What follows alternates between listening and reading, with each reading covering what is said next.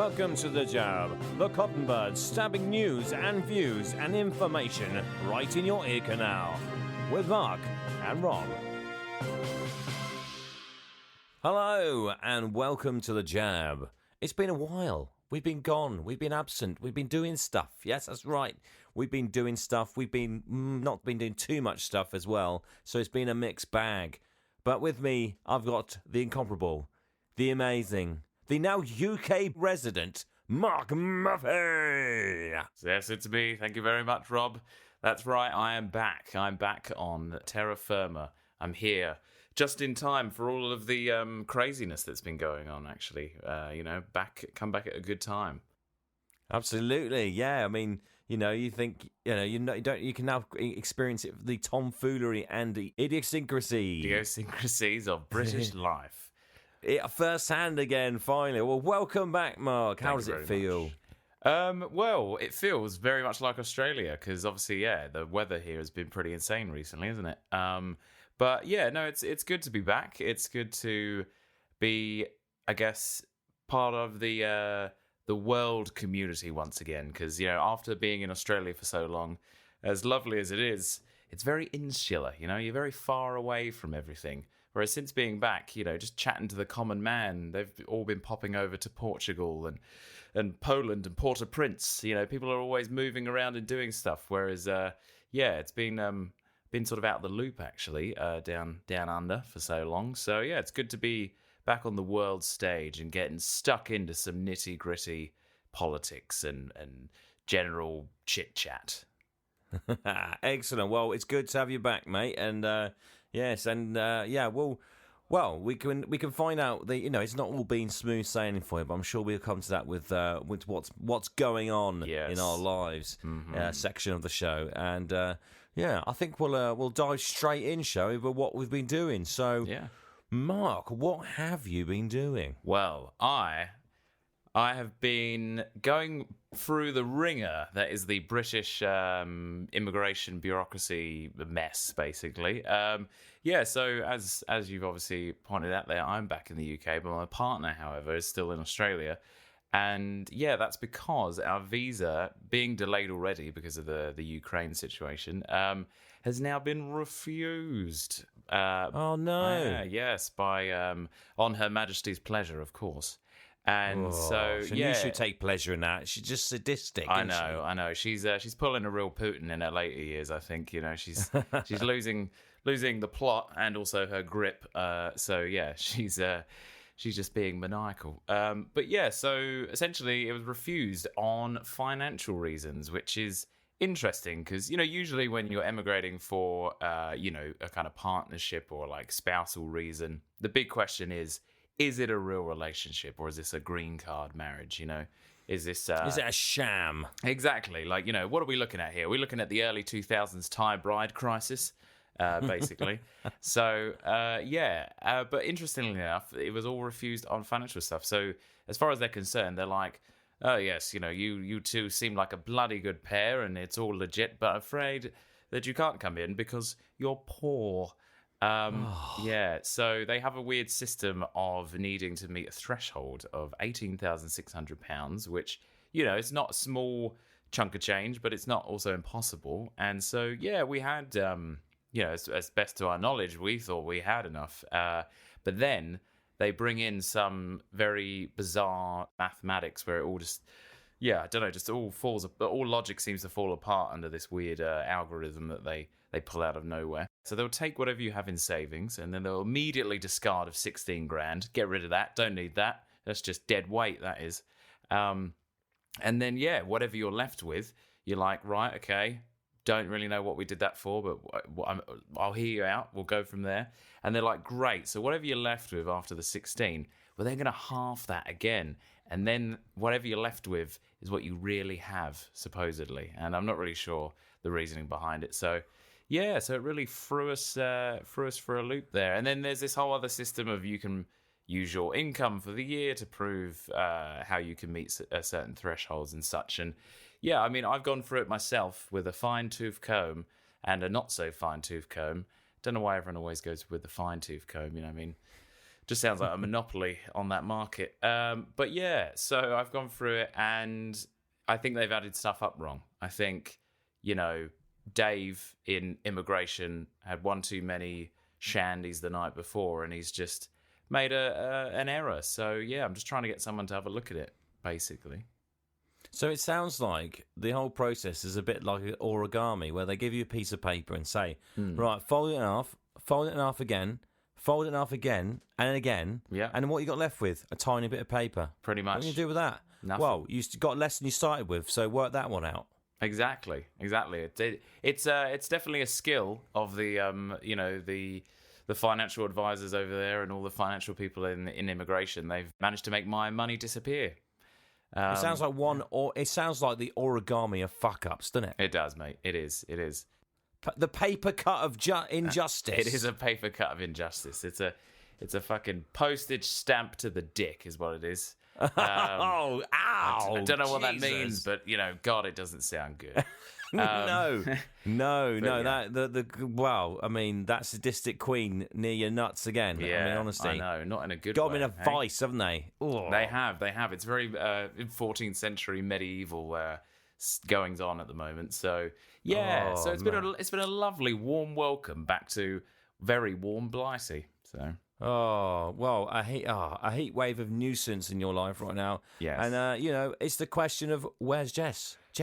Where's Jess? Do you know what? She's stuck back at home. This is no good. Come on, Britain, sort your life out. I know. Well, that's it. I think they've tried to go back to the colonial days, and now have just turned Australia into a prison once again. Oh, they have, haven't they? We've gone far. We just keep going backwards. We have, mate. We have. Potentially, we could... just get her to seek asylum, but then she'll probably be sent to Rwanda because, that's the thing we're doing now. That's the thing we're doing now. Yeah, but to be fair, it sounds like a lovely holiday. I'm sure Rwanda's great at this time of year. So. Yeah, you could, I mean, she can watch, look at the elephants and the tigers and no, not tigers. There's lions, isn't there? And not bears. Tigers. Oh my. Bears? No, there's no bears. No, they'll rip your face off, mate. True. You watch out for them. To be fair, the only bear that's probably in Rwanda is probably Bear Grylls because, I don't know what happened to that guy, but either he's out there filming a show or that's just the way he lives now because he's just disgraced after all of the trickery and fakery that came out about his. Hang on, what? What did I miss? I thought it was quite common knowledge now, but yeah, he's been caught up in a few different things where half of his shows it's all just nonsense. He's jumping around in a puddle near a motorway, essentially in the background, and making out that he's in the Amazon rainforest. So really, yeah, he's definitely. And I mean, half of the information that he gives out, there's one episode where what does he do? He cuts into a bloody camel and empties out its stomach or something and starts trying to wring this thing out. And any actual survival person is just you would never bother doing that because it's highly dangerous, I guess, just with bacteria and all the rest of it. So, not good survival tips, old bear. But I hope he's doing all right in Rwanda. I really do. Wow, I mean, yeah, I didn't know that. I mean, I don't really watch the guy, but I didn't realise he was a fake and he was a fraud. Nah, he is, mate. Proper fraud. Ray Mears. Goddamn charlatan.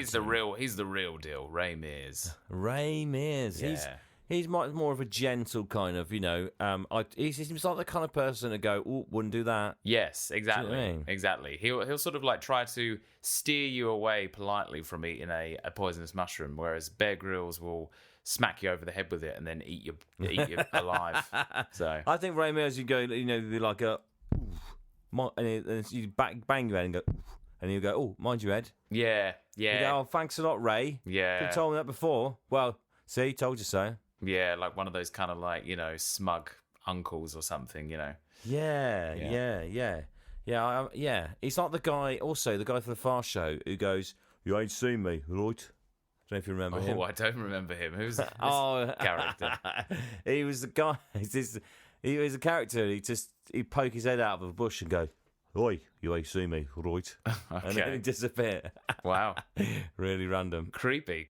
Well, I still can't believe that, it's been a bit of so you've come back to England and you've been smacked in the face with a real obstacle and I mean, you want to. Well, I guess you want to chop your way out of it like the rainforest. But what options have you got, mate? What's the plan? The plan. Well, the plan is so one of the benefits of being part of the Commonwealth realm of nations is that if you're from Australia, you can come over to the UK for 6 months, visa free. But of course, the issue is you can't really work. So the plan is we'll get Jess over and we'll try and appeal the visa thing. We'll see if we can get it in front of someone. I mean, that's the trouble at the moment, isn't it? It's all email now. I mean, we sort of always sort of shun the old ways and think things are easier now. But at least back in the day, you could probably march right into the Home Office and just have it out with the guy that you needed to talk to. But unfortunately, now I've just been reduced to sort of shouting out into cyberspace as my desperation just echoes on deaf ears, on deaf digital ears. So so where we are with that is that we're just waiting for someone to email us back essentially and either say that yes, we're going to have a look at it, or no, our decision is our decision. So but in that meantime, Jess will be able to come here for a ruddy good holiday, basically. So that's the plan. We'll just get her over here. Whilst waiting for that decision, we'll take on Europe, take it by the horns. Yes. We got is it Plan Plomo? Is it that where it is? You can really the running of the ball. Yeah. That is. Yes, exactly. That's it.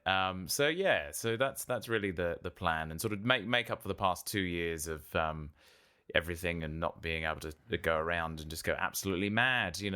Just go and I don't know, go to a Budapest bathhouse and just I don't know, get all lathered up with a bunch of crazy Slavic men and get hammered and go out and just rave into the night and that sort of stuff. Europe trip stuff. Yeah. You could be Eurotrash again.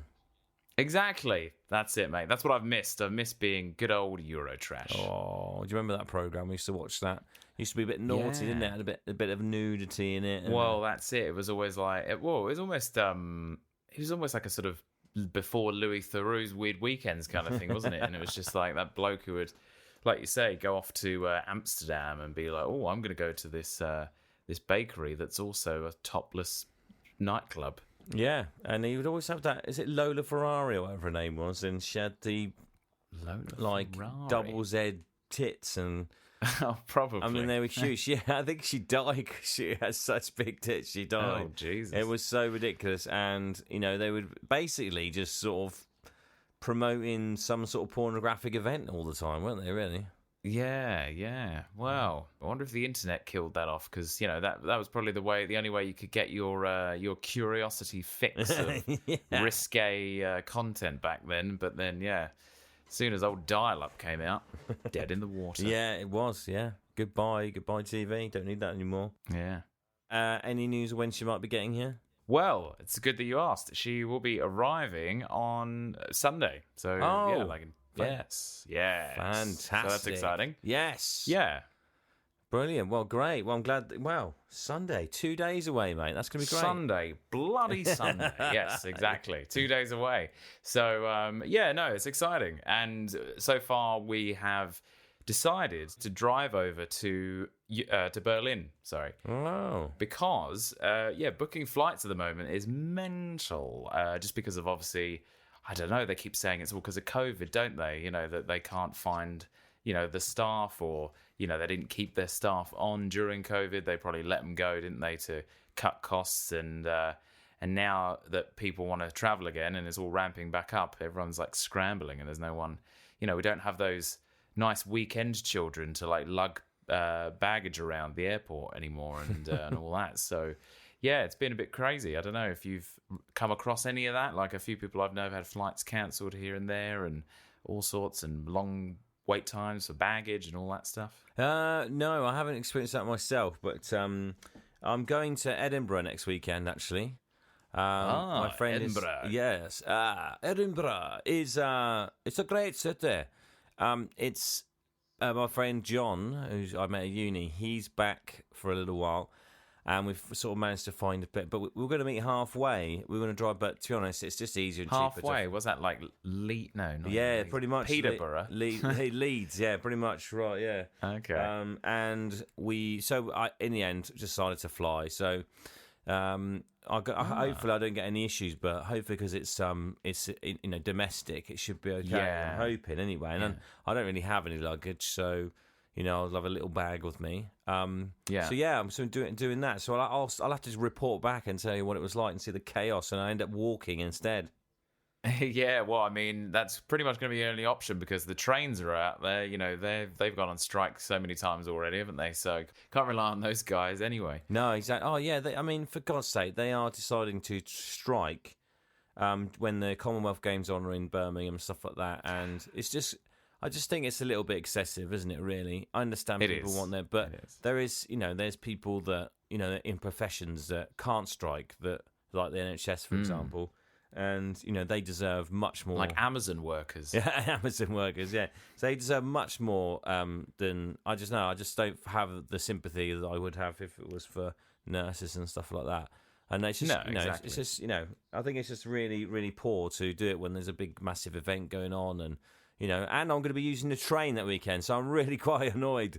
We need to be more like Japan, mate, because apparently I've heard in Japan, whenever the workers have a dispute with the rail companies, they don't just go on strike, because this is the other thing that's happening here is the rail workers are kind of not really got the general public on their side, because obviously they keep striking and sort of interrupting everyone's daily lives. But in Japan they just refuse to take payment, so they'll still allow you to get on and run the service, but they just won't take any payment. Oh, that's a great idea. So then you've got the general public on board, and the only people you're pissing off are the fat cats. Yes. I agree with that. That's amazing. Yeah. Exactly. Wow. That's very Japan, clever. You're all right. Yeah, you are. You're just classy, aren't you? Classy Japan. Indeed. Well. So what about you? What else has been going on with you? So what's been going on? So let's say the end of May, I went to Holland with my friend Pete. Very nice. Yeah.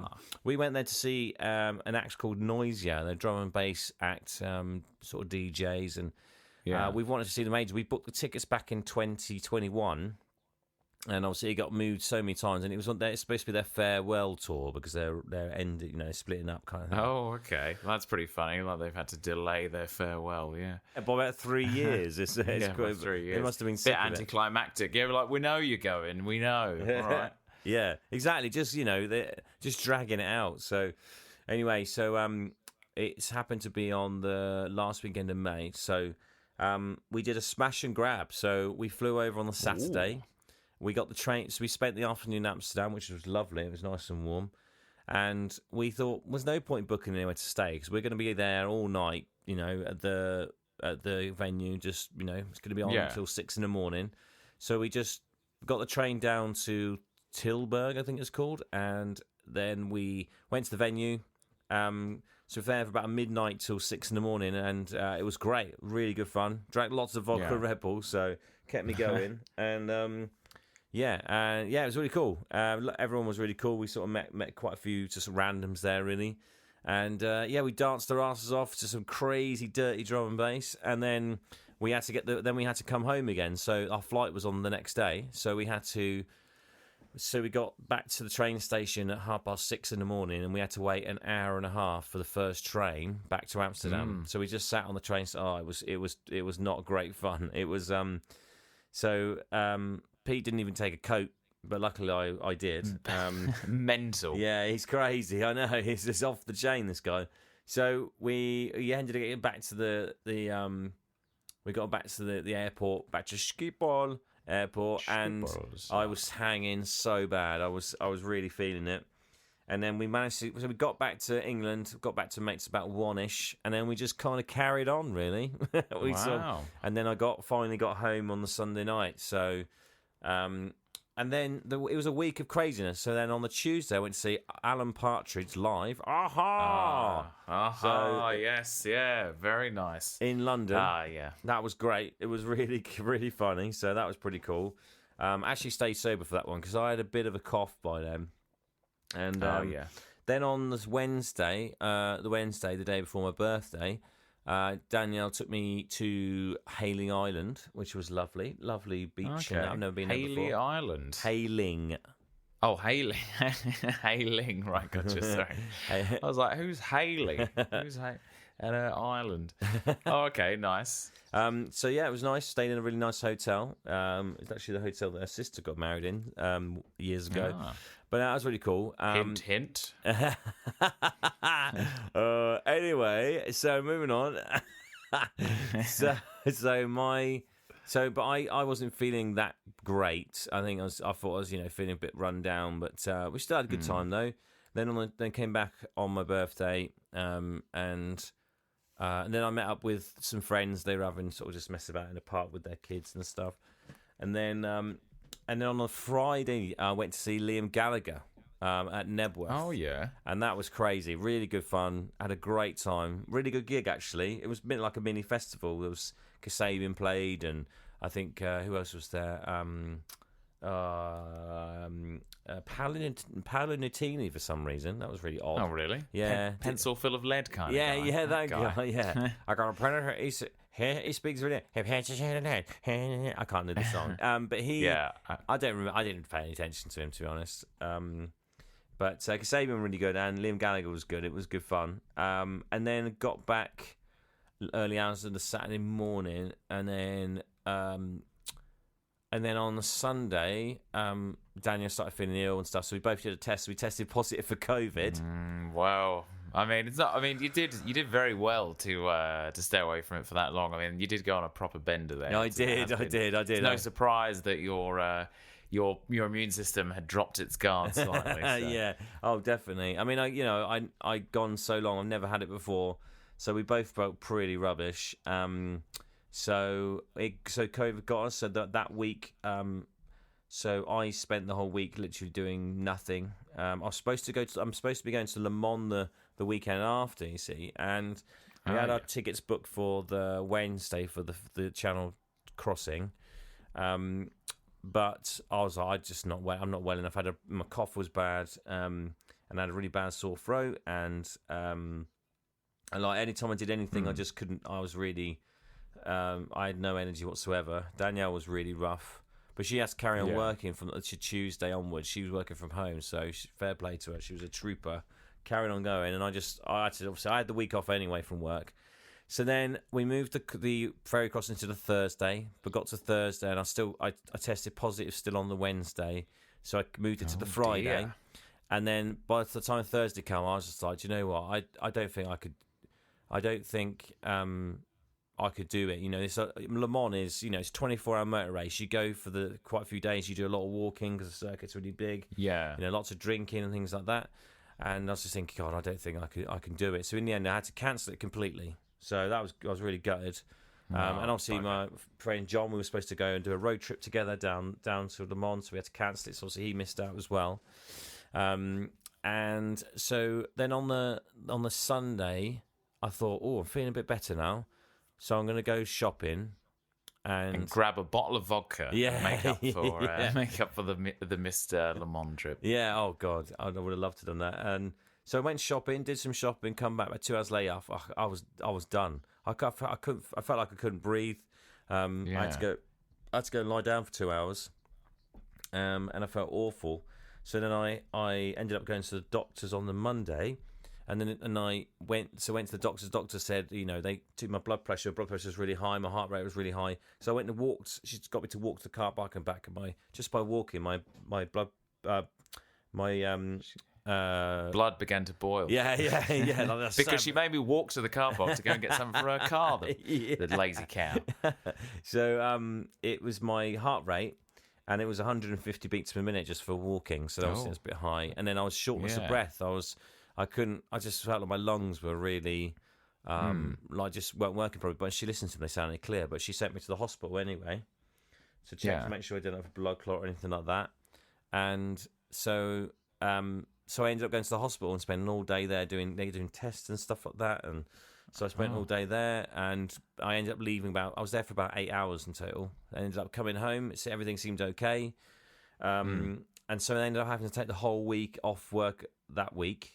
because Yeah. every time, even when I just got up and walked about, I started coughing, and so yeah, it completely wiped me out. And so ever since then, I still haven't been right. I still haven't quite got. I can't. Like, if I do something, if I exert energy, the next day I'm absolutely knackered. So it's been a bit of a crazy, turbulent last 7 weeks. Actually, it's so yeah.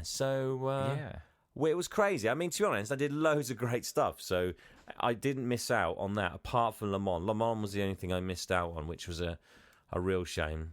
The one that got away. Yeah. Well, there's always next year. There's always next or is year. Is it every year? Yeah, it's every year. So. Yeah, it was, really gutted. So lots happened actually. Yeah, so I just sort of trying to figure out. Yeah, so wait, pending some more results. Hopefully, going to figure out what's happening, and I think it might be some sort of B12 thing deficiency. I think, and hopefully, I can get something that sorted, and I'll be back to normal again, so I can get out there and be crazy once more. Yeah, that's it. Once they come up with the science to make us live forever, then we won't have to be worrying about these things getting in the way of our absolutely mental rave times. Yes, there'll be a future where 121-year-olds will just be there with the best of them doing lines of coke at Burning Man. And that's a future I can't wait to grow very, very, very, very old in. It's great as I yawn. Great time. But yeah, so that's I think that's pretty much all I've been up to. Really, there with like I say, going through the bureaucratic ringer of British immigration law. But other than that, I got a car, I guess. I picked that up a couple of weeks back. Got a Honda CRV, a trusty Honda. So yeah, it's a good old Honda. Nice. Japanese again. I know, back to the Japs. Bring it. But the Japanese. Back to the Japs. To the Japs. Oh, that's like some weird sequel somewhere in there, isn't it? Back to the Future. Back to the Japs. Keep that in mind. We'll pin that somewhere.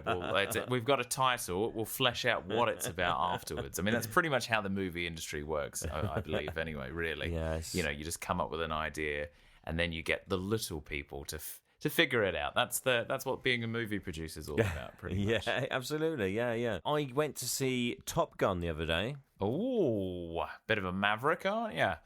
Did you know that his name was Pete? His name was Pete. Maverick's name is Pete.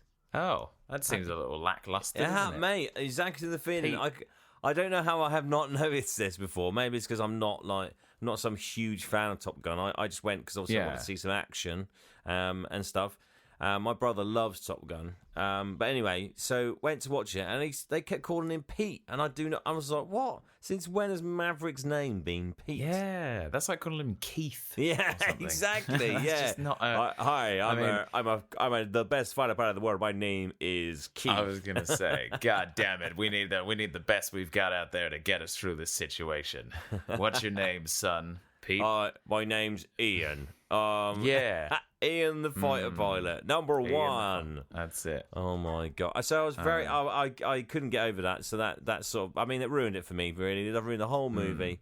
I just thought, you're not. Do you find this out very early on? Then, do you? I guess I did. Sort of, yeah.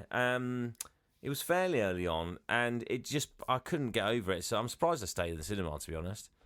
Yeah, well, good on you for sticking it out. I mean, then so yeah, there was no redeeming feature after that. Pretty much, Petey killed it. Yeah, he did. Yeah. So, I don't think you probably hear the dog barking in the background. That's Sid saying hello. Hello, Sid. Oh, hello, Sid. Welcome to the show. Wow, our first guest. Yeah, our first guest. He's what's that, Sid? Yeah, he says that's his number one podcast. Oh, well, I'm glad that we've topped his chart, really, that we're there for him. So Sydney, that's a place in Australia. Weird, what a connection. Oh, very strange. I mean, that would have been a better name for a fighter pilot, really, wouldn't it? Sydney. Yes, it would have been. Sydney the... Sydney Fly Fast. Yeah, Sydney Fly Fast, yeah.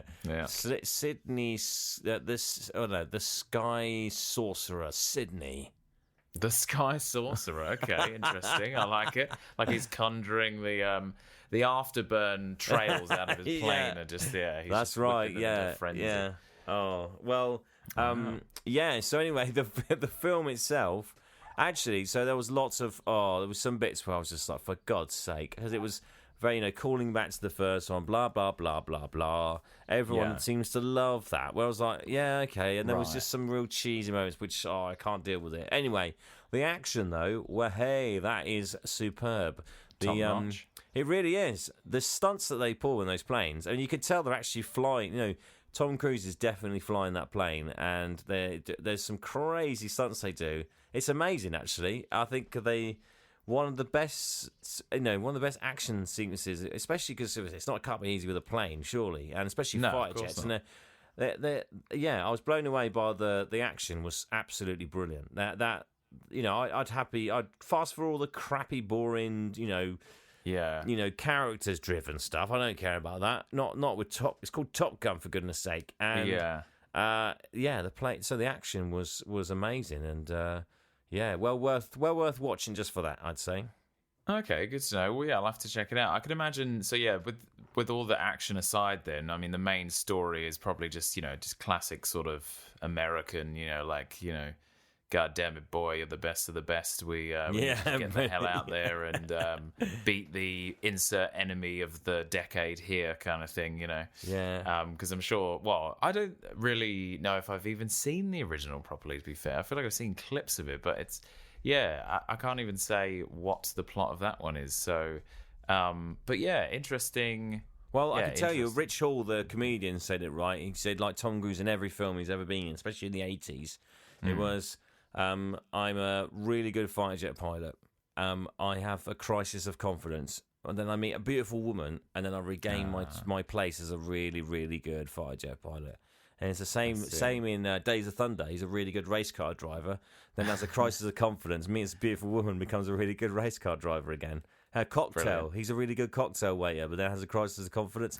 And then meets a beautiful woman, becomes a really good cocktail waiter again. So you can see where I'm going here. But I see, yeah, very formulaic. But my God, he was just, the headliner of the 80s then of all those movies, wasn't he? Oh, he carried those films. Was Tom Cruise, he was, mate. He was, and he still is somehow. And he's probably nearly 60 now, isn't he? Except for The Mummy, though. Piece of shit that was. Oh yeah, well that's not good. That's terrible. Forget about that. So what was I going to say? So you're saying I'm the best of the best. They must have said that many times. I think you could do a drinking game out of that. But surely the best of the best is just the best, right? You would have thought so, yeah. So you just say you're the best. Yeah, you are. That's the whole point. Because if you were best of the best, you would already be the best because you're better than the rest of the best. Indeed, that's true. That's true.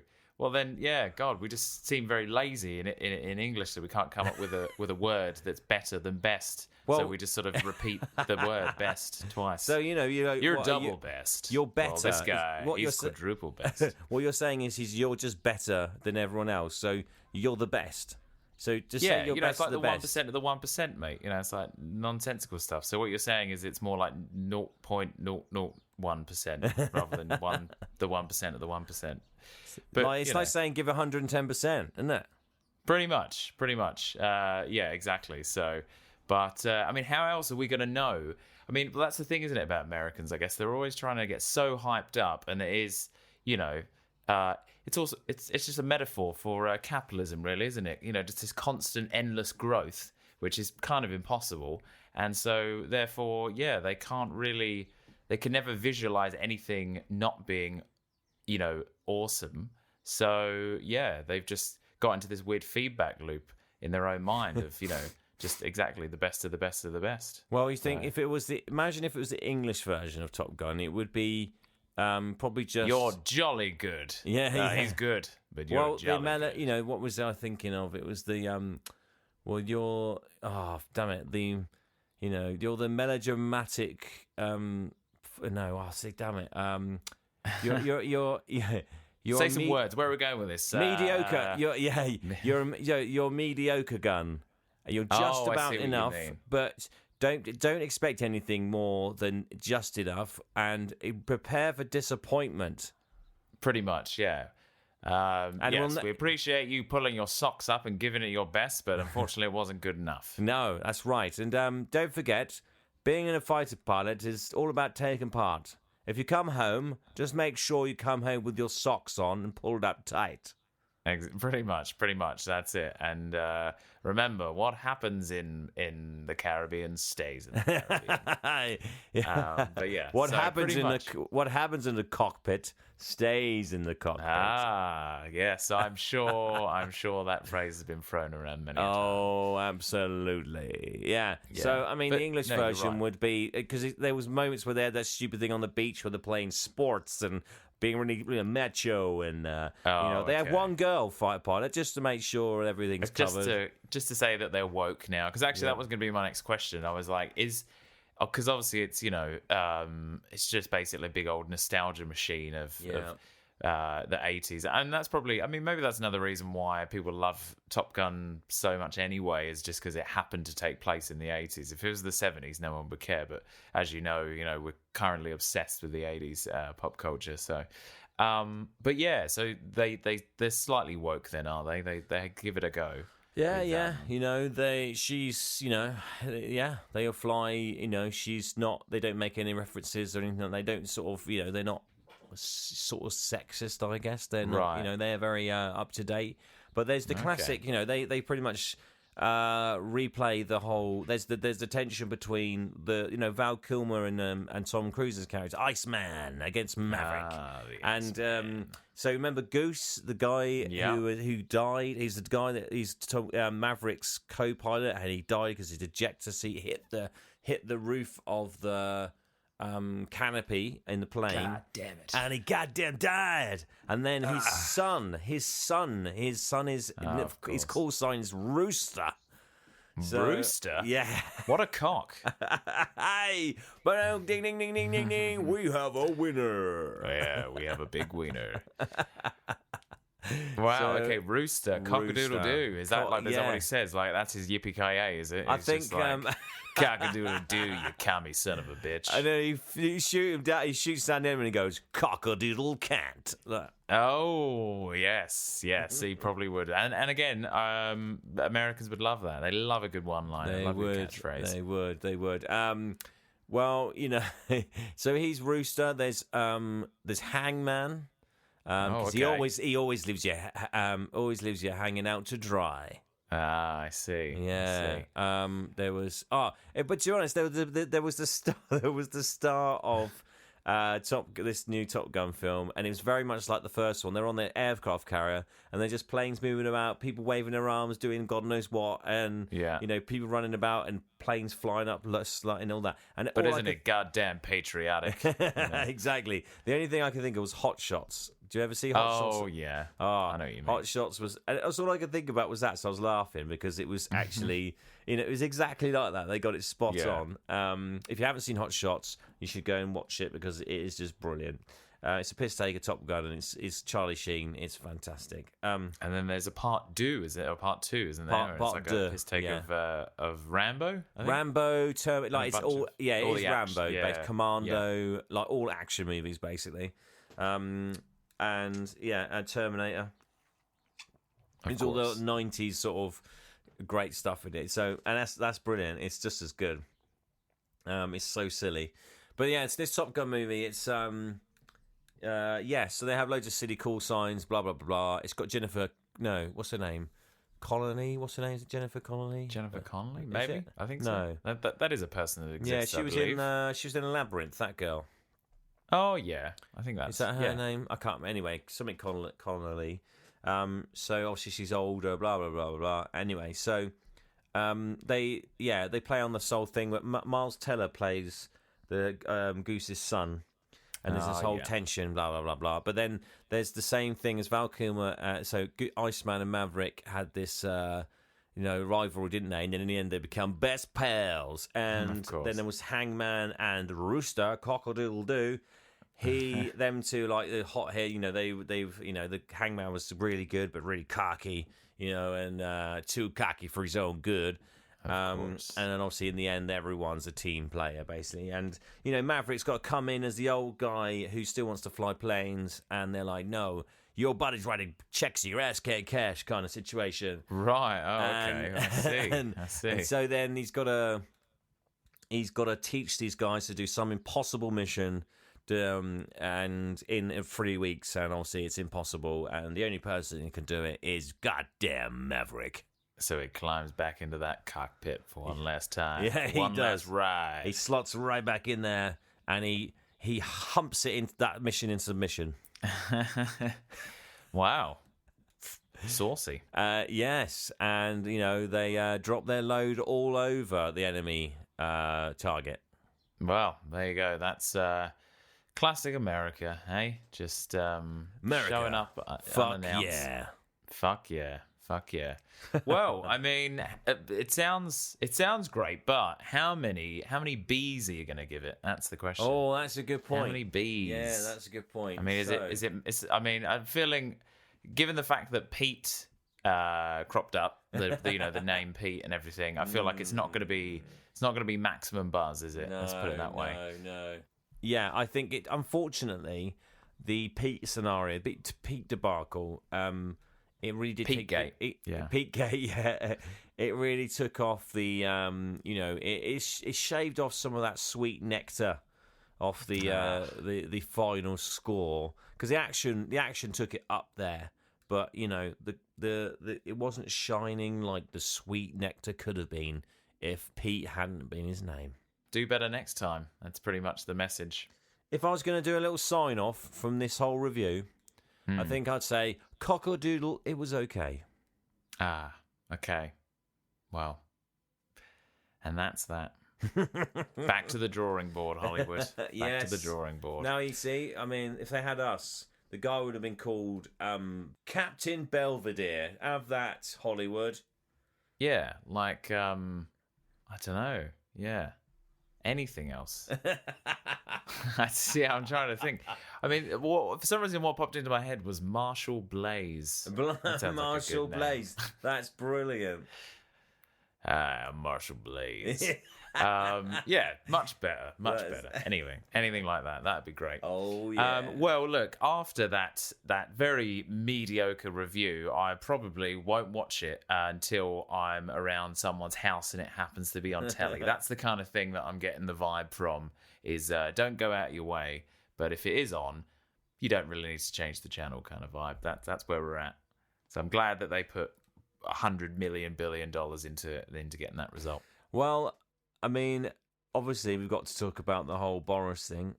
Boris leaving number 10 finally. Nah, never, mate. It's all a hoax. Fake news. It's all a freak out. He's just trying to get some support back, I think. But yeah, no, you're right. Boris is he's out, apparently. Gone. But not until the 5th. Because obviously, whatever dodgy shit's going on in the background, it's going to take until the 5th to clear it up and shred all that paperwork. And it seems a bit strange, doesn't it? There's this arbitrary date, like the 5th of September is when he'll be out. Yeah, it seems a long time away. And for him to make sure he gets all these deals, because I was even on the raid today. They think that he's still going to be an MP, so he could literally heckle Rishi Sunak or Liz Truss, whoever's. I mean, it's just awful choices, but you can go, you're shit, from the gallows. Well, that's pretty much all from the gallows. Yeah, that's pretty much all British politics is, isn't it? It's just a bunch of playground bullying basically going on essentially. Yeah, pretty much. It's pretty juvenile, isn't it? They're all shouting and jeering and all that. So yeah, I mean, what an idiot. He had the chance to be a really good prime minister and come out of the pandemic looking really good, but no, he didn't, and he blew it. He had the chance, and he just, basically, he just didn't want to go, did he? But he finally saw it, and he got the backhandedness of Rishi Sunak, who decides to be the first one to leave, and now he's trying to be prime minister when he was the one part of this government, and. Oh, it's going to be just the same. Yeah, they're all as bad as each other. Well, the thing is, I wasn't really paying a lot of attention, to be honest, really, for a lot of it. And my whole, sort of angle on, or what I can. There, I'm going to start that again. What am I talking about? I wasn't really paying much attention, really, at the time. And so my view of everything was essentially some bloke in Parliament had a couple of drinks, got a bit drunk, groped some bloke sausage, and 2 days later, Boris is out. That's pretty much the line of events in my mind. So I'm not really... What happened there? What actually happened? So there was that sort of groping incident, and then was it that Boris didn't do anything about it? So people were just like, well, that's it, we're no longer with you. I'm not really sure where those two things like lined up, because that was all my my perspective on it. I don't know. Do you have anything else to fill that in with? Well, that sounds like a politician would do. Yeah, I was going to say, yeah, not feel it or fill it. Well, you know what I mean. Yeah. Feel it up. So from what I understand is that Boris knew about allegations of what this guy had done previously, but he just chose to ignore it and not investigate it and stuff like that. So then it came up again, and now he got caught out saying he knew about it, but now he went, don't really remember it too well. And so he's basically just... We must wait for the report. Yeah. Sue Gray, where are you? Sue Gray? Yeah, that's it. Did I mention the vaccine rollout? Yes. And he spent his last PMQs, which was yesterday. Right. It's his last one before they go on, the old the recess of government. Before they get put out to the field to pasture. Before they put him out back and shoot him between the eyes. Yep. Daisy, no. That's it. So yellow. He he spent the last just going on about his achievements and the success that he's had and all this sort of stuff. And obviously nothing got done. And obviously Keir Starmer's going, you stand there sort of joking, saying that, but you're not really doing it. And he's just... Keir Starmer, not only does he sound like someone's got a peg on his nose... I know. Yeah, I am the Labour leader, and I'm going to have my say. Yeah. He just doesn't seem to have any gusto or any fanfare at all, because obviously Boris is good at that, isn't he? He's very good at sort of being a buffoon, or basically being like he's just a performer, really. He is, he just sort of chose the role of the jester kind of thing. Yes, but that's right. He did play it bloody well. Keir Starmer's the sort of nerdy guy going, yes, but you got to, the rules say this, and you can't do that. Or the code says this. The code says this, and everyone's going, "Oh, shut up, you old crony! No one listens to you, you nerd." That's kind of what it's like. Unfortunately, and unfortunately, because of the way he speaks, and he just doesn't seem to go for the kill. Very annoying. But anyway, so Boris, he's obviously had a party. So when there was a big heat wave and loads of fires going on, fires starting, he was just in Chequers having a party, just having a leave. So while there was fires starting, he was raving to fire starter. Yes, exactly. Yeah, it's suspicious, really, don't you think? It is, mate. It is. Maybe he's twisted fire starter. Maybe he's leaving on the 5th of September. I mean, he's becoming his own little Guy Fawkes, really, isn't he? He's just he just wants to watch the world burn. Oh my God! Climate change, whatever. We all gonna burn. It's funny you should mention all the Boris stuff, actually, because I was doing a little cleanup of our email inbox the other day, and I come across a link. So, obviously, at first we had the old cross wires with BT and our landline getting spammed. Well, now we've received a email with a mysterious link, and it took me to an audio file, and it seems that it is of a supposed Russian bug operation in the office of the former UK Prime Minister Boris Johnson. Well, we've got to listen to that. Let's get it on. Yeah, let's give it a listen. Hello. Hello. Yes, it's me. It's Boris, your friend. Hello? I've still got to get in the old long distance calls, before I get trucked out. It's been paid by the old taxpayer plebs. Yes. Are you okay? Yes? Okay, good, yes. Yeah, well, yes. Well, yeah, that's right. I'm getting trucked out, right? It's apparently some guy is up there, the old pincher guy, he can't keep his hands to himself, squeeze the sausage, and apparently it's all my bloody fault. I don't understand it. Oh, you just like that. Do you see what I mean? I don't know why I'm getting the bloody blame for this, but I thought I'd give you a call because you're one of my few friends I've got left, and well, don't forget we've just got some idiots here who are trying to stop our plan of who is it? Sorry, Boris. Your press conference is almost ready. Oh, yes, I'll be there soon. I'm on the phone to my friend in Uganda, okay? Just I'll be there soon. Okay. Do be quick. All right, go away. See, so here, bottle every 5 seconds. Right, well, I've got bloody Rishi, he stabbed me in the back and I'm bleeding heavily. I've got Liz Truss, she's gone as well. And, Savage, he sounds like a bloody TV contestant show. It's bloody awful. And they were all standing up. Apparently I'm some horrible guy when all I did was do the right thing. Do you understand me? Do you know what I'm saying? But these guys, they're bloody blackstabbers. You know what? I can't wait. To be in those benches, in the gallows, shouting, you loser, hell for love, and all that. It's going to be bloody marvellous. And you know what? I did my best for this bloody country, and they've got to... What do you want? Sorry, Boris, you really must hurry along now. They're getting rather impatient. Oh, yes, all right, I'll be there soon. Look, just go away. I'm the bloody Prime Minister still, aren't I? Oh, yes, you are. Yes, I am, so go away. Go, see? See, they want to kick me out of here, too. I tell you what, between me and you, I think the bloody British public, I tell you what, they're all bloody fools. All of them. I made so much money. I've got gold everywhere. I've stashed it. I've buried it. And you know what? The vaccines don't even work.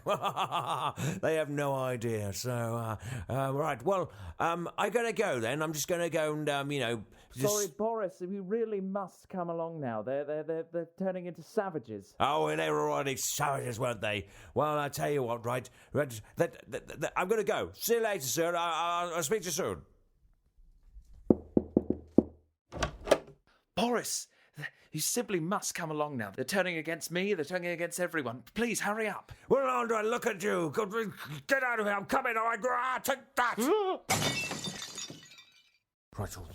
Right, I'll take that. I need a stapler. Paper clips. Yes. Oh, yes. Look at that prick stick. Oh, yes. Oh, yes. The folders.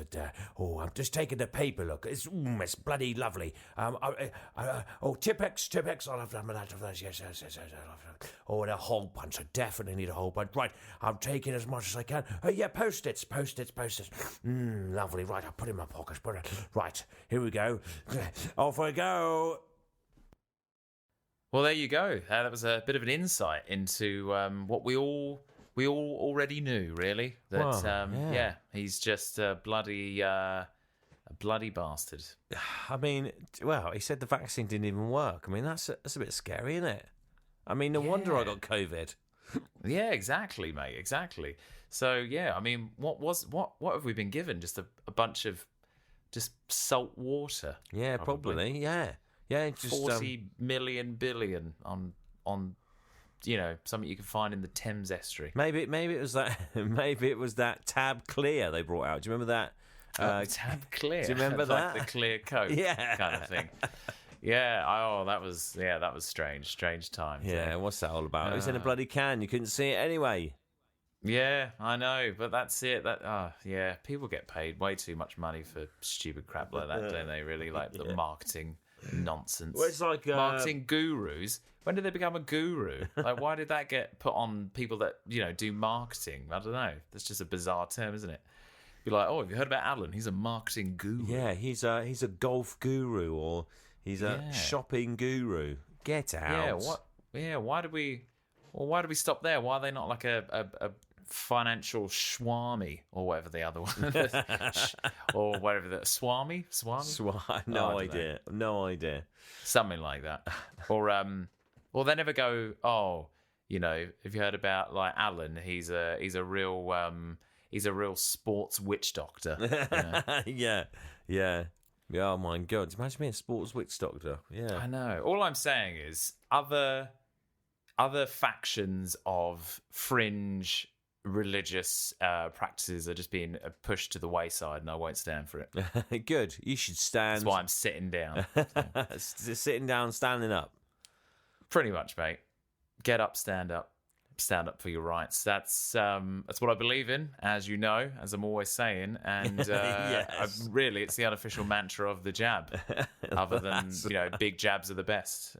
Isn't it ironic? We call the jab, and the jabs we were given are made of just nonsense. Yeah, just like us. just yeah.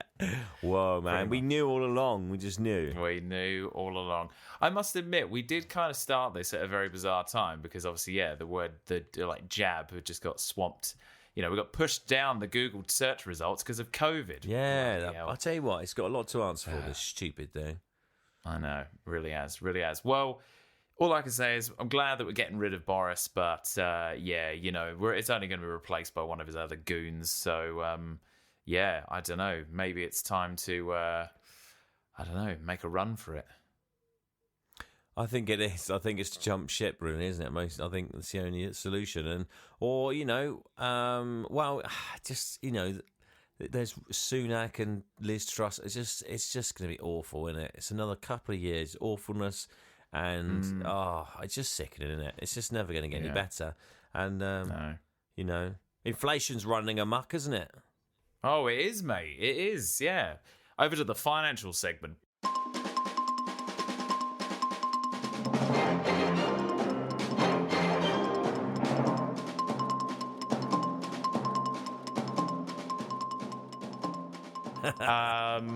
So as you can see, the market is once again bleeding out. It's inflating like a huge balloon, and it's no sign of popping anytime soon. And soon we'll have enough inflation to reach the moon. Trouble is, though, what's it full of? Shit. It's all full of shit. Children's tears. Children's tears. Yeah, well, probably because they keep saying now that for the first time in a long time, the newer generation are not necessarily going to be better off than the previous one, which is kind of how the trajectory had been going up until now. Really, was each generation was kind of better off than the last, and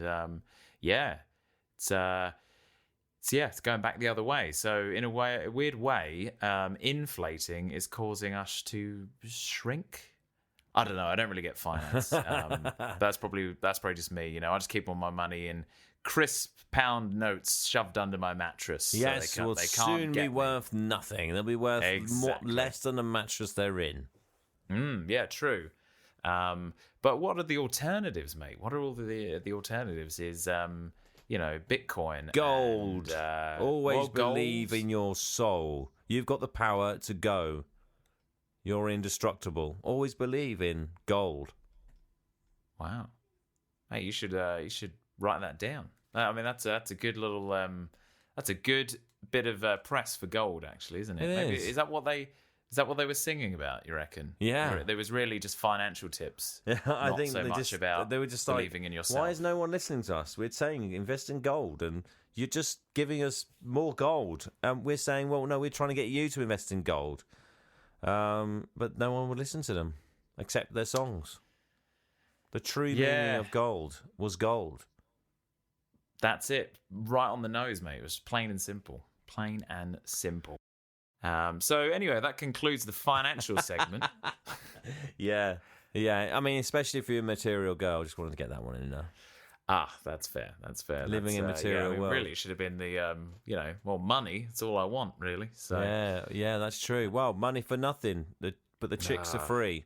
But the chips are free? Are free? They should be free. Just to be clear. Sorry, someone said the chips were free. They should be free, shouldn't they? Chips should be free. We're talking about. Should. I mean, meant to be cheap as chips, but that means nothing anymore, does it? No, I mean, chips really cost about tenner. Yeah, that's not cheap. And we're talking about chips, as in the real chips, not the stupid crisps that some people in the world call it. So I did have an argument with a girl from New Zealand once. She called crisps chips, and I managed to convince her that crisps are crispy because they're they're crispy, right? So they're called crisps.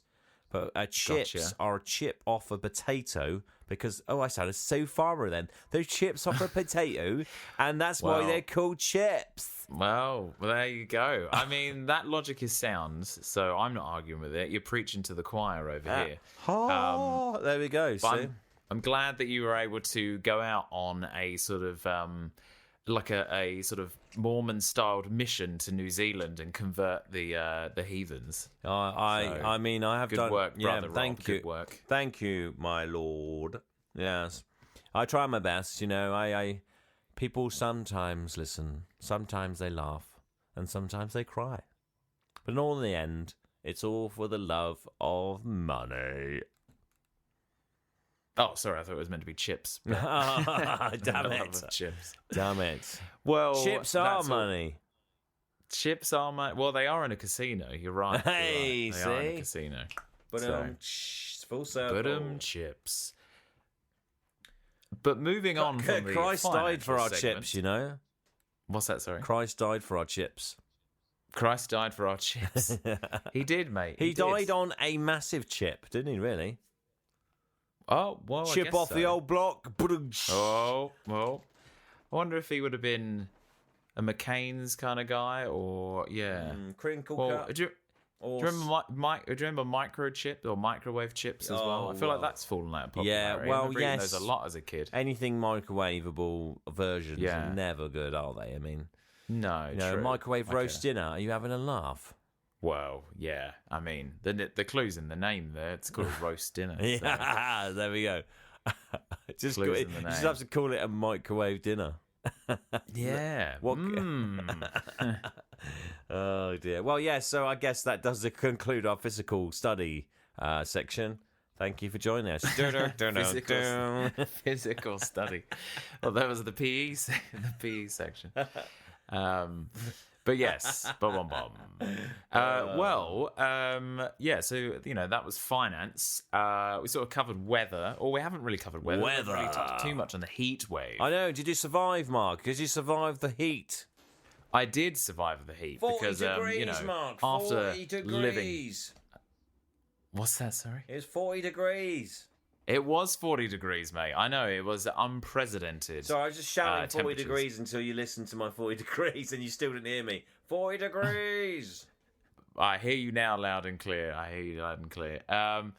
Yeah, so 40 degrees. So for me, I've essentially been going through boot camp for the past 5 years living in Australia. So I brushed it off. But I will say that it is interesting how we as a country are just very, very bad at extremes. If we move the needle from sort of just tepid and gloomy, all hell breaks loose, basically. We don't do good with warmth, and same with when it gets cold and snowing outside. It's just, we all just run around like headless chickens, and common sense seems to go right out the window, doesn't it, really? It does. And we are all about medium. Everything is medium, right? Everything's, a bit melancholy, isn't it? Not too hot, Indeed. not too cold, just right. We want it just right. We want it sort of touching double figures, but not reaching 15, because that's too far. We very much are the Goldilocks of the world, aren't we? That's Exactly, right, so- yes. And, everywhere. America's one of the big bears, isn't they? And Russia's probably one of the big Yeah. bears as well. And China, trying to eat our bloody, we're just going around trying to find the right amount of porridge. Just imagine trying to eat it, find a nice warm bed, and everyone else is just going, someone's eating my porridge. Exactly. Exactly. We I just mean, want I to wear a couldn't have put it nice better, wig mate. and I a couldn't- dress and walk around the woods looking all lovely, okay? Yeah. Yes. Yeah. I couldn't have said it better myself.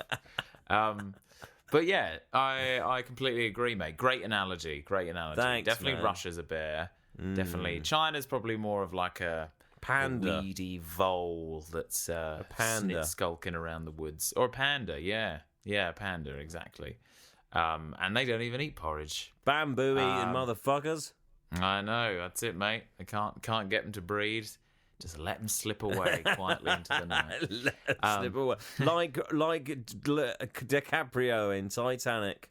Rose, That's you, it. There ain't enough room, mate. There ain't enough room. on Rose, you the bastard. door. Just let him go. and he's just drifted off into the deep darkness. Yeah, I know. Oh. I mean, yeah, who knows? Who knows? Maybe he Hashtag maybe hate he's- Rose. Oh, yeah. Fuck you, Rose. That's all I can say. But yeah, so we're just going back to the heat wave. Sorry.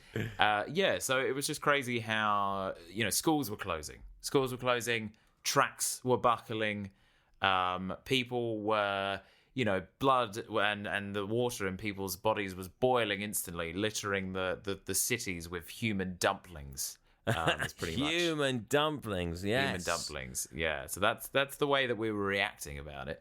And then all common sense went out the window. We're having to flick on morning television news and have someone tell us that it might be a good idea to carry a bottle of water. It might be a good idea to sit in the shade. Yeah.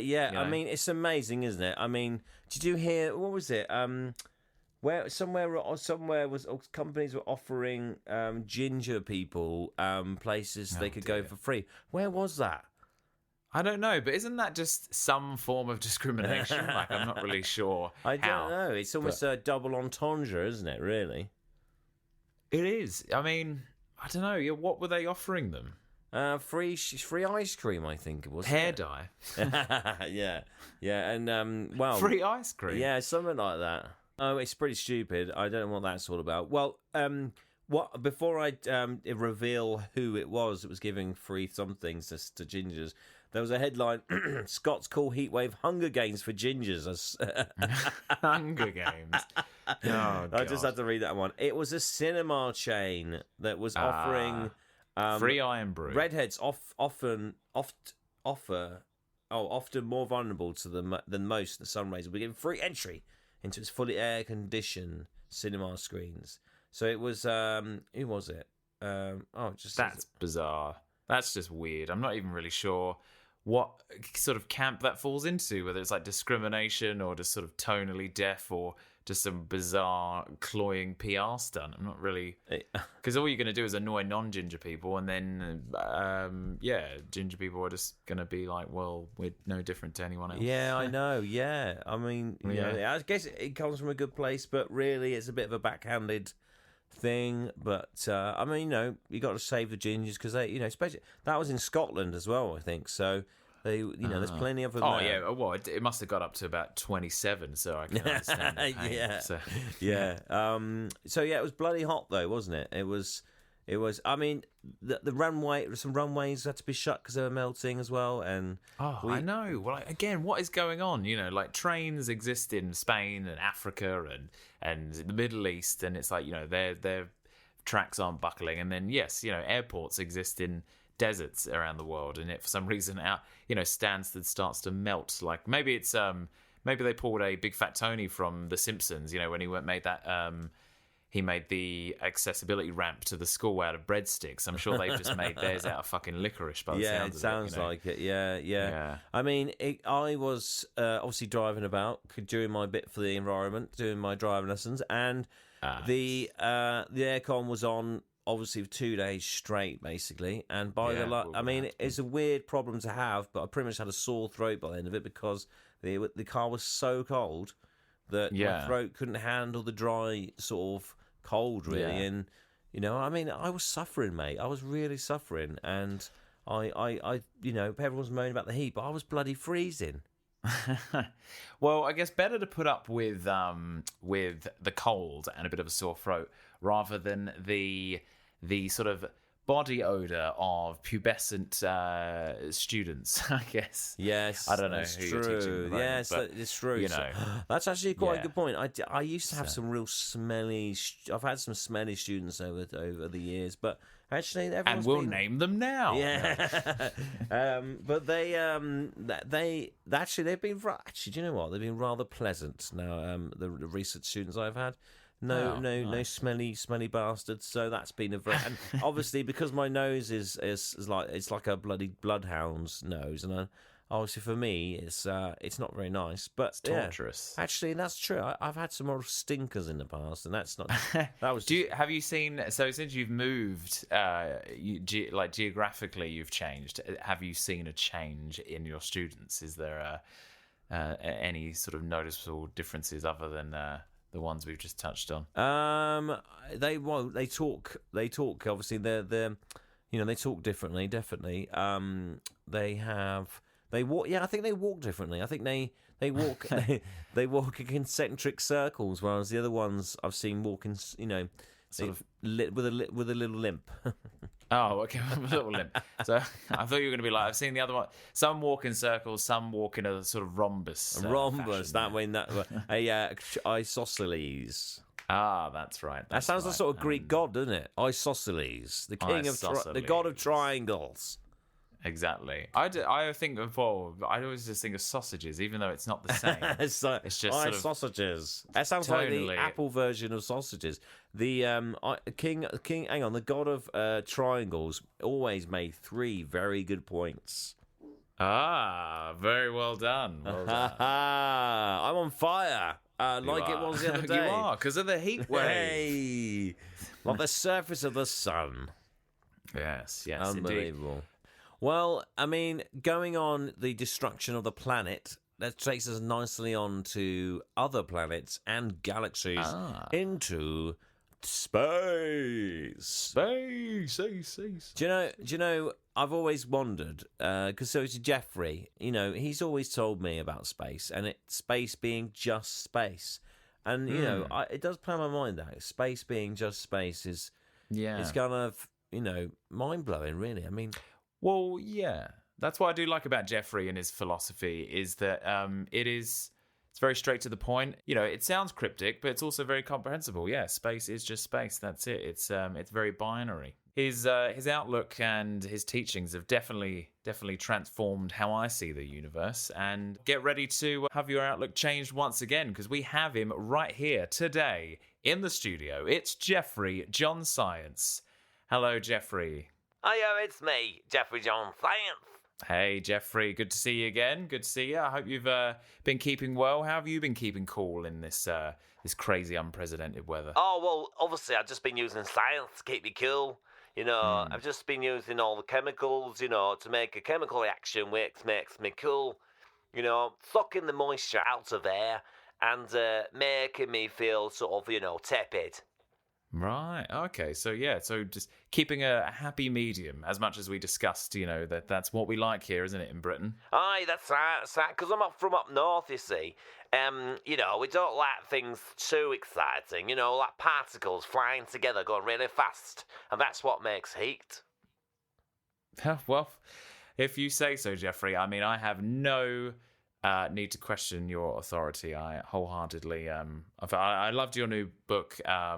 Science is Everywhere, again, part 2. Really, just some great points on neutrinos and I've told you before. Don't get me started on neutrinos. I know. I can't help it. I know. I'm touching the forbidden fruit there, but much like the fruit, I just crave that knowledge. And well, moving on. Well, we won't touch on neutrinos today, but. Yeah, we were hoping that you could tell us a little bit more about James. Is it James's telescope or is it James? No, James it's not. Webb's? It doesn't belong to James. That'll be silly. Right. Sorry. No. He was one of the flight commanders on. When the Apollo missions and all that back into the 60s, Right. decades ago when they went to the moon, and so they named it after him. So.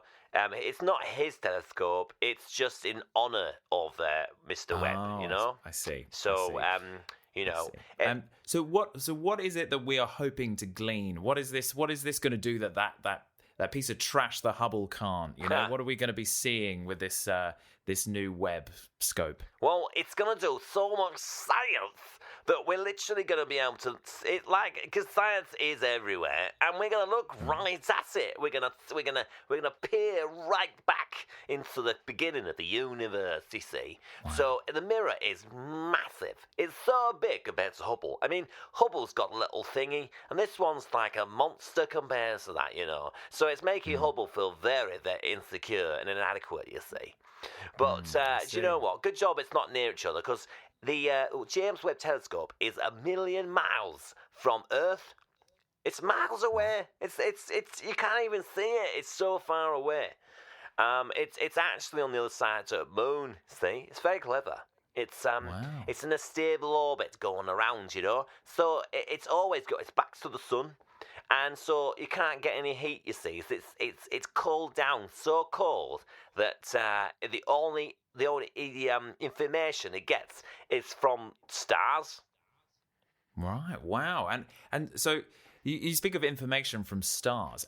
So what can we do with that information once we have it, Jeffrey? Well, we can turn it into what we call an image, so we can look at stars and then we can see how bright they are and how far away they are. So some of them are so far away that you can't hardly see them. They're tiny. Wow.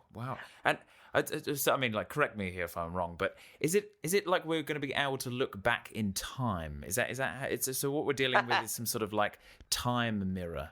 Is that That's basically, you got it right spot on the nose, because when you look at stars, you're looking at, it's pretty much Back to the Future or Back to the Past or whatever you call it, and because the light from those stars have taken billions of years to get here, that's light years. It's mad. It's almost going to hurt your brain because there's so much space in space that even though it's filled with bloody loads of galaxies, it's still got loads of room left. It's amazing. So you look back in there and you're looking back at the time just after the Big Bang. So when you look at, have you seen the image? Or they brought back one of those massive images with all of these galaxies and stuff. Did you see it? I did. It looked like one of those things that I would make in primary school, like an oil painting thing, where you sort of get that straw and you dip it in oil and then like sort of blow across a sheet of paper. It was magical. Yeah, that's right. It's like art, isn't it? But really, it's better than that because it's not just an ashtray on a bit of on a coffee table with a fag in it. This is like real art. It's amazing. It's amazing. You've got millions of galaxies in that photo. It's amazing. So it's amazing. No, it's the wrong accent. It's amazing. Got it. Damn it. Photo. There we go. So also there's the thing where they can peer into atmosphere of other planets. They're called exoplanets, and they can see it dip in front of a star that's light years away from us, and they can tell the composition. So like, what if there's like water or like gas and stuff, and they can see it just by using the spectrograph. Wow, really, truly, we are living in unprecedented times of knowledge, and I do have one question about this giant mirror. So you obviously mentioned it's very big, and is there any way that we could use the mirror to deflect light from the sun into a black hole and finally see what's inside the black hole? Oh, that's a very good question, and the long answer is no, but the short answer is no. So it's a good idea, but it's not quite right though, is it? Because nothing, you can't, a black hole is just black. There's nothing. You can't see it. You can only see the stuff around it, you see. So if you shine the light on it, all it'll do is shine a light on nothing. Right. Wow. Well, that is bit like my sex drive. Oh well, I'm sorry to hear that, Jeffrey. Just what you said there was strangely profound, really. Yes, we've sort of created this giant thing that's unable to shine a light on nothing, which is just a little bit sad. But I guess the universe has no time for our feeble emotions. So no, when life is quite tragic when you think about it. The life and death of the stars, nothing lasts forever. So really, it's quite tragic, So really, it's kind of real. It's sort of based in realism, really, It's like, a little renaissance kind of thing of thoughts and reality. That when you think about it, everything's pretty tragic. And the only thing that's going to get you through it is science. Ah, yes, of course. Well, Jeffrey, thank you so much for taking some time with us today and filling in the gaps in our knowledge as you are one to do, and we are eternally grateful for. And actually, just before you go, did you want to mention your upcoming tour? Just a bit of a plug.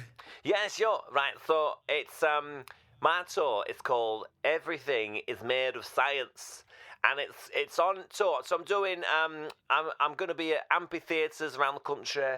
I'm going to be at fetes and local sort of kids parties and stuff, because I think the children are the future, and you know what I mean. And we've got to make sure that they know that space is just space.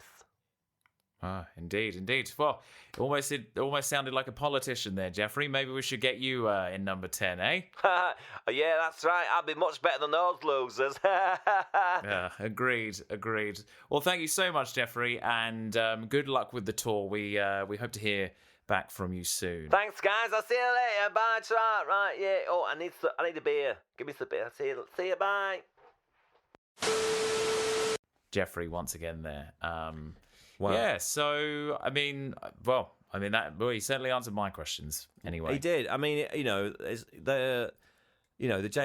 it's a pretty amazing piece of kit, that James Webb, and and I think the images we saw were actually pretty cool. I think that's literally the first bit as well. I think we've got lots of cool stuff to go, and I can't wait to see what happens. And it's been a long time since we've had Jeffrey. I don't know what he's been doing, but hopefully he'll make another appearance soon, and we can get some more of his amazing insights.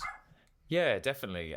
We should probably try and come up with. Maybe we'll. I mean, it'd be good if people actually would write in what they would like Jeffrey to say, but that would be good. But I'll have to write a little list of maybe common science misconceptions that he could maybe clear up for us. Yeah, that's a good idea. Yeah, so that would be good to know. But that telescope is it is crazy that it's all out there. It's all just there above the atmosphere that we're currently under. It's all there, just very far away. So that's the science segment concluded. I was gonna say maybe we'll just have a little bit of general news. Okay. So there's going to be a Bake Off musical, which really probably doesn't even require discussing, because what the hell, what the hell? Wow, it's surely going to end in a big food fight, surely, yeah. And how many weird sort of racy jokes are they going to have about soggy bottoms and I don't know, puns about like gatos, warm or something. apple pie. Yeah, warm apple pie. Yeah, well, I think it's more just like Bake Off the musical, not Bake Off Erotica the musical. Oh, sorry. They're not. I don't think they're going for a Moulin Rouge style. They should. That would be much more interesting. They should. That would have been better. See, that definitely would have been better. We made it better already. We have, definitely. I feel like, we're heading for a Cats situation. Oh, like Jesus. The movie, I think. Surely. So the characters... So instead of Paul Hollywood, let's have a look. What have they got here? So instead of is it Prue Leith and Paul Hollywood are the judges on the current show. So for whatever reason, obviously they can't use their names, so they've got Pam Lee and Phil Hollyhurst. Oh my god.